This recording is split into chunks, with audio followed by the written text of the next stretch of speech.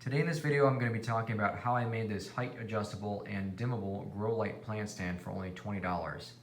Now this is a DIY project, but as seen in the title it does not say DIY, and that's because I'm not going to be showing you how I made this. I'm just going to be talking about what components I used, how I modified them, and how I put them together. Now this whole top part here, the actual light itself, is the exact same thing I did in another video, and that was called the $10 pie tin grow light. And the only difference here is I use a different component. But if you are interested in seeing how I actually made this portion, that light right there is called a $10 pie tin grow light, and that was the previous video, and you can go ahead and click the link right up here if you want to actually see that.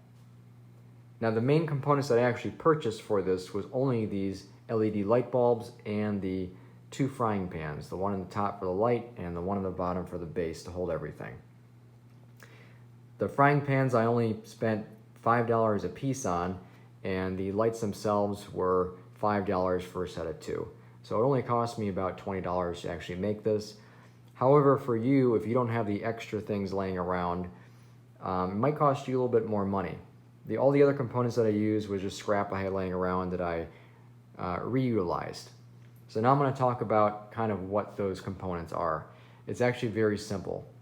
So down here at the bottom, so this is where the handle actually attached to the plant stand. This is the screw that was actually holding it in place. And there was a spacer right here which I actually reused. Now all I did to modify the spacer was just carve a half moon shape into it with a Dremel tool, and that allows this round EMT pipe to kind of sit in there nice and firm.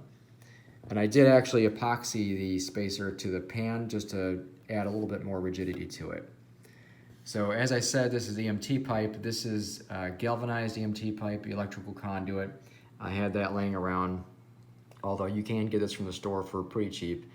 And then the other pipe here that this goes inside of, because this is basically a telescoping tube to make it height adjustable, all I did was take the copper tubing, drilled a hole in here, made a set screw, and then up towards the top here, I basically just drilled a hole right in the back and then drill a smaller hole here for the screw to go through. This is just so you can get the screwdriver in there.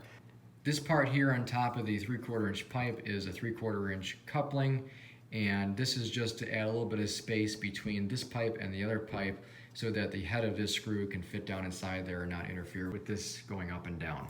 So that's basically it. There really isn't a lot of work that was put into this. I made this in about a day. So as far as the bottom goes, this is actually just filled with a wash gravel or an aquarium gravel. You can get this from a pet store or aquarium store. And the whole point of this is to add weight to the bottom just to make it more stable. And the other purpose is aesthetics. It looks kind of nice. As far as the plant goes, if you're asking what this is going to be a bonsai tree. It's actually just a jade succulent that's kind of growing right now, and I haven't tailored it yet to make it look like a tree. What you're seeing down here as far as this moss goes, this is real moss. I actually took this out of my aquarium. It's called flame moss. As far as the dimmer goes, it's just this inline dimmer. This was only about $8 on Amazon. It's pretty much infinitely variable, and I can make this as dim as I want, almost down to where it's even unnoticeable that it's on, or as bright as full brightness. Now this will work with just about any type of light except for CFLs, unless the CFL is dimmable. Now as far as painting it goes, you can pretty much do whatever you want with it. The paint that I used was actually this textured paint by Rust-Oleum.